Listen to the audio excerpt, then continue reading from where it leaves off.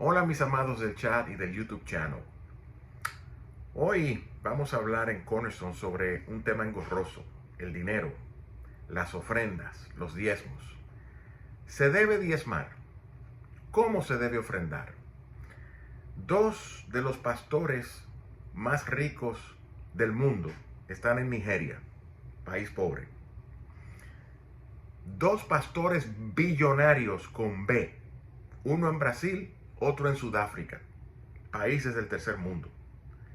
Ni hablar de los tesoros del Vaticano. La religión deja, dice el apóstol Pablo, advierte el apóstol Pablo, que muchos usarán la piedad como fuente de ganancia y que debemos apartarnos de esas personas. ¿Cómo debemos dar? Entonces, porque hay tantos pastores ladrones y sinvergüenzas, y porque hay tantas religiones que abusan y que exhiben riquezas incontables, ¿no debemos dar? No.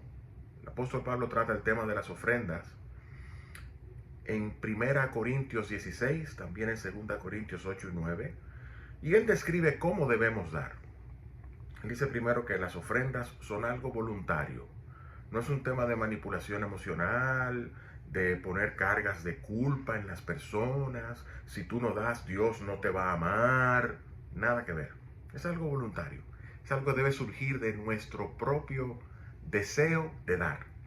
Segundo, Pablo dice que las ofrendas deben ser dadas con un corazón alegre.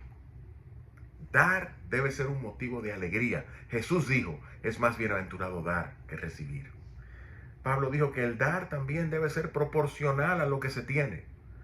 Había un diezmo en el Antiguo Testamento, efectivamente, habían 3 diezmos. 2 anuales y uno que se hacía cada 3 años.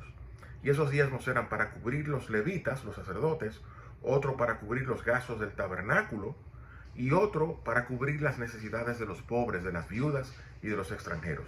Si uno hacía el cálculo del dar en Israel, era 23.3%.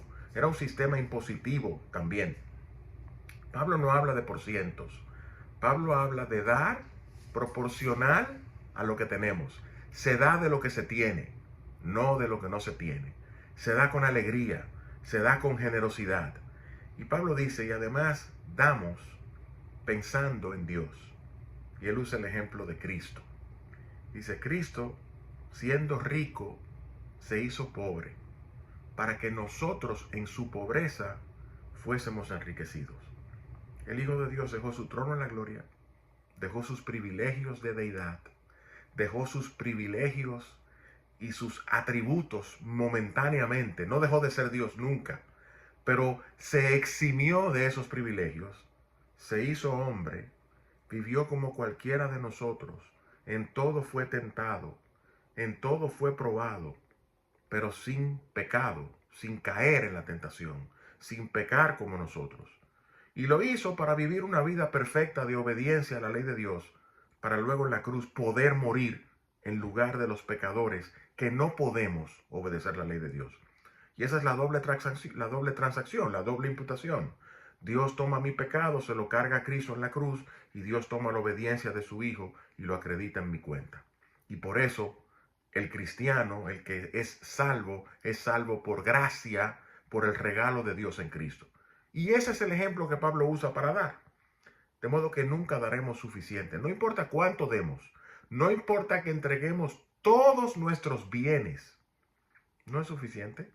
No paga lo que ya Dios hizo. No importa que en vez de 10% demos el 90% y nos quedemos con un 10%. No se compara a Cristo, que dejó su trono en la gloria por salvar a sus enemigos. Nunca daremos lo suficiente. Entonces, ¿por qué dar? Damos de gracia lo que de gracia recibimos. Damos con generosidad lo que con generosidad Dios nos ha dado a nosotros. Damos con alegría y con amor los que hemos sido objetos del amor de Dios y de la compasión de Dios. El dar es un privilegio, no una obligación. Bendiciones para ustedes, mis amados del chat y del YouTube channel.